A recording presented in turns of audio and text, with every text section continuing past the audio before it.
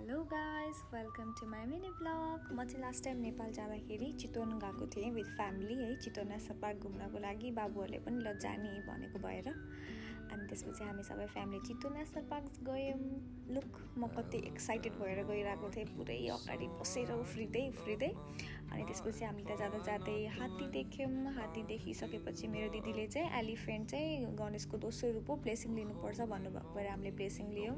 Look how patiently is taking money from us and giving us blessing. त्यसपछि हामीले blessing लिइसकेपछि हामी लाग्यौँ अरू हेर्नतर्फ। जाँदा जाँदै फेरि हामीले त्यहाँ डियर देख्यौँ। डियर त झन् कति धेरै थियो क्या, बच्चाहरू पनि, but I couldn't capture every one. त्यसपछि हामीले फेरि गैँडा देख्यौँ। गैँडा देखेर त माई गड, मलाई यस्तो डर लागेको थियो कि गैँडा अहिले आउँछ हामीलाई एट्याक गर्न जस्तो फिल भइरहेको थियो। अझ बच्चाहरू त चिच्याइ पनि राखेको थियो गैँडा देखेर है।